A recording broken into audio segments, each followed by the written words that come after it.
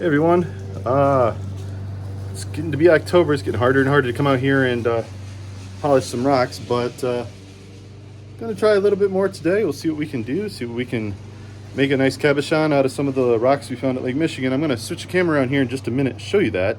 In the background, you can probably hear my son. He's mowing the lawn, so I have to take regular pauses to go out and dump the lawn bag for him. But in the interim, I thought I'd come in here and see what I could do with some of these stones. So without further ado, let me flip the camera around and show you what we got. So I showed a few of these a little while back when we were hunting on Lake Michigan. These are various types of mudstone, I think, and possibly chert. They all have really nice stripes and patterns on them. I thought maybe we'd take a try, see if we can make one of these into a nice cabochon, two of these. I do have, this is actually Charlevoix stone. You can't see it because it's not wet, but see if we can do something with that. Just various pieces with lots of interesting lines.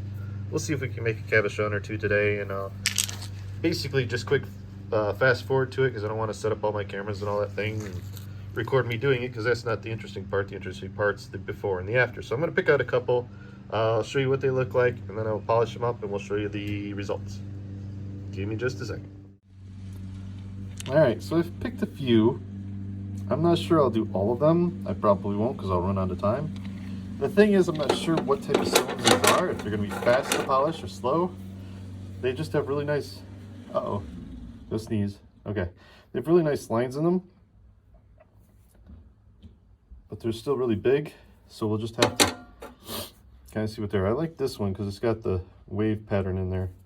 Let me try that one, especially. This one's got some nice lines in it as well. There's also a big crack, so you can see the big crack right there. And then this one I think is just interesting. It's fascinating looking. So let me see what I can do, and we'll come back with an after. Okay, I finished the first one. I wasn't intending to make these into a cabochon, but this one kind of had the shape, so without further ado, there it is. So some information about these rocks. They're kind of soft. They're not overly soft, but the polishing goes relatively quick. As you can see, it's got a pretty decent shine on it, so that means that the polish does take. There is a lot right on the side where the light's at right now. If you can see where the light's reflecting, there's undercutting or little sections that are grooves in there. Microscopic, well, I don't want to say microscopic, but very small grooves. So if I shine the light right like that, you can kind of see the grooves in there. Now, it's part of the rock, so I don't know that there's a whole lot I can do about it.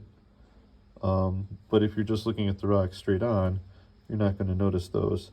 The other thing that I realized about these type of rocks is when you're polishing another rock, any other type of rock, you'll get these little white streaks like this. And what that usually means is that you've got some groove lines from running the lower grits. And what that means is you need to go back over and polish it again. But this is actually the color of the rock. The rock has these little kind of white streaks, gray streaks throughout it. So it's really hard to tell if it's polished or not, or if that's just the color of the rock. So if you shine the light over it, you don't see any texture in there, but you still got the little white streaks right through there. So that's what the first rock looked like. And just kind of a reminder, this is very similar to what it looked like before.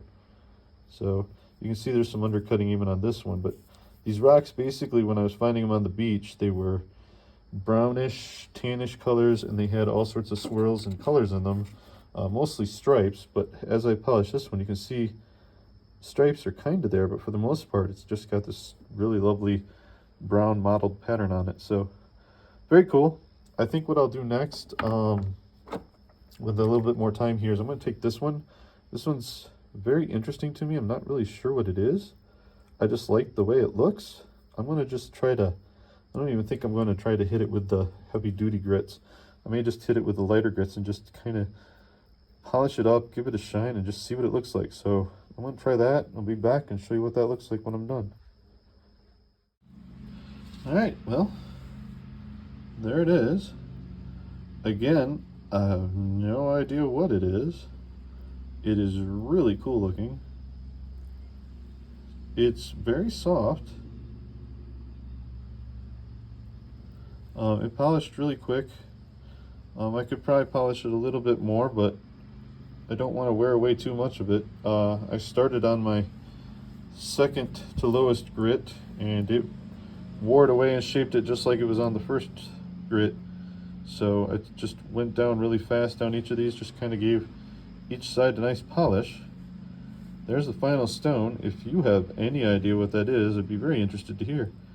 But that's the finished rock. I think I may wrap it up tonight because it's getting close to dinner time, and we've got a busy week ahead of us. So that's going to be the final rock for today. I may get back and do some of these other rocks here, but there are the two that I finished today. Nice shine to them. I may hit them with a little mineral oil and just see what they look like. But I think that'll be doing it for today, and thanks for watching, and we'll see you in the next one.